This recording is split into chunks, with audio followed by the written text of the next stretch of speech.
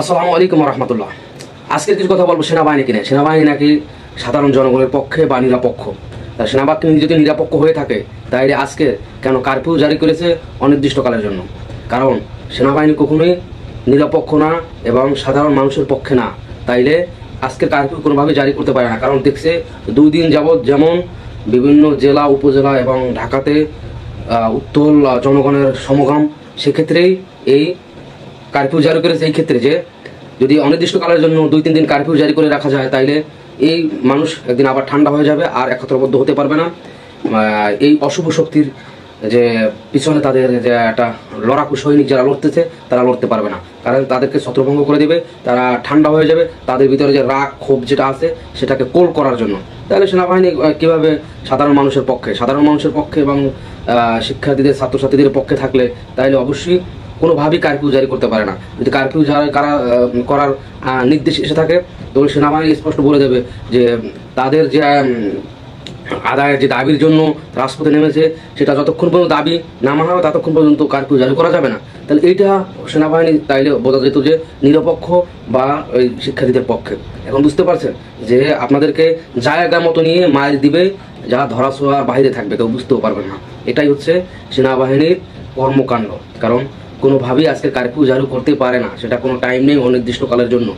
এটাই হচ্ছে মূল কথা, যে জায়গা মতো নিয়ে আপনাদেরকে তারপরে আপনার ধরা দিবে। কারণ সাপও মারবে লাঠিও ভাঙবে না, এরকম একটা পরিস্থিতি।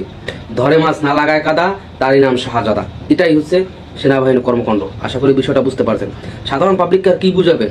সাধারণ পাবলিক এগুলো সবই বুঝে যে কোনোদিন কোনো আইন প্রশাসন বাংলাদেশের অন্তত সাধারণ শিক্ষার্থী বা সাধারণ মানুষের পক্ষে দাঁড়াবে না। কারণ তারা ওই পক্ষেই দাঁড়াবে, অশুভ শক্তির পক্ষে দাঁড়াবে। এটাই হচ্ছে বাংলাদেশের নিয়ম। কারণ এই অশুভ শক্তির পিছনেই সবাই ছুটতেছে, শুভ শক্তির পিছনে কেউ নাই। তাইলে কোনোভাবে আজকের কারফিউ জারি করতে পারে না।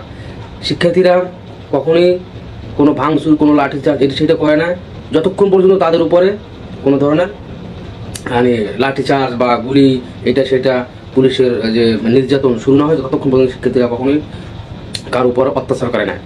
এই হচ্ছে বাংলাদেশের মূল কাহিনী। আশা করি বুঝতে পারছেন। নেট তো আবার বন্ধ করে দিয়েছে। নেট কেন বন্ধ করে দেওয়া হচ্ছে বারবার? কিছু হলেই নেট বন্ধ করে দেয়। কারণ যে অশুভ শক্তি যে সাধারণ শিক্ষার্থী সাধারণ মানুষের উপরে গুলি চালাবে সেটা যেন সাথে সাথে ছড়িয়ে ছিটিয়ে না পড়ে সর্বস্ত জায়গায়। কারণ তাইলে সাধারণ পাবলিক আরও সব নেমে আসবে। এই ক্ষেত্রে যে এটা যদি মনে করেন আজকের গুলি করছে, 10 দিন পরে 5 দিন পরে ওর কাছে আসলো, তখন মানুষের রাগ খুব একটু কম থাকবে, ছত্রভঙ্গ হয়ে যাবে, কারণ একত্রবদ্ধ হতে পারবে না। এই ক্ষেত্রে এই ধরনের কর্মকাণ্ড করা হচ্ছে। নাইলে কেন কারফিউ জারি করা হলো অনির্দিষ্টকালের জন্য?